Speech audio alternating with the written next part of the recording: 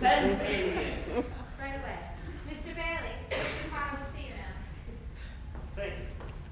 George, so good to see you again. Mr. Potter, this is quite an unusual request. What's that? You calling, asking me to pay you a visit. I don't see what's so unusual about it. I just thought the two of us would get better acquainted. Here, have a cigar. Thank you, sir. This is quite a cigar. You like it? I'll send you a box. Well, I suppose I'll find out sooner or later. But what exactly did you want to see me about? Now that's exactly what I like so much about you, George. George, I'm an old man, and most people hate me.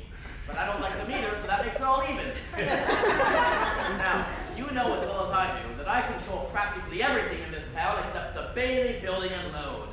You know also that for a number of years, I've been trying to get control of it or kill it. But I have not been able to. You have been stopping me. In fact, you have beaten me, George. And as anyone in this county can tell you, that takes some doing. Take during the Depression, for instance. You and I were the only ones who kept our heads. You saved the building alone, and I saved all the rest. Well, most people say you stole the rest. The envious ones say that, George, the suckers. Now, I have stated my side very frankly. Let's look at your side. Young man, 27, 28, married, making, say, 40 a week. 45? 45. 45. Out of which, after supporting your wife and mother and paying your bills, you can keep maybe 10 if you skip. A child or two comes along and you won't even be able to save the 10. Now, if this young man were a common, ordinary yokel, I'd say he were doing just fine. But George Bailey is not a common, ordinary yokel. He's a smart, intelligent, ambitious young man who hates his job, who hates the building and loan almost as much as I do. A young man who's been dying to get out on his own ever since he was born. A young man, the smartest one of the crowd, mind you, who has to sit by and watch his friends go places because he's trapped. Yes, trapped into frittering his life away, playing nursemaid to a bunch of garlic eaters. Do I paint a correct picture, or do I exaggerate? What's your point, Mr. Potter? My point?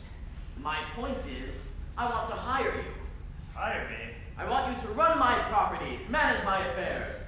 George, I'll start you out at $20,000 a year. $20,000 a year? You wouldn't mind living in the nicest house in town, buying your wife a lot of fine clothes, a couple of business trips a year to New York, maybe once in a while Europe.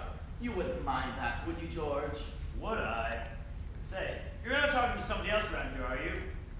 This is me. You remember me. George Bailey? Oh, yes, George Bailey, whose ship has just come in, provided he has the brains enough to climb aboard. What about the building and loan? Oh, confound it, man. Are you afraid of success? I'm offering you a 3-year contract starting at $20,000 a year.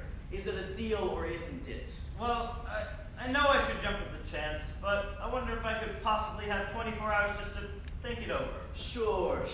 You go on home and talk it over with your wife. I'd like to do that, sir. Meanwhile, I'll draw up the papers. All right, Mr. Potter. Okay, George. No!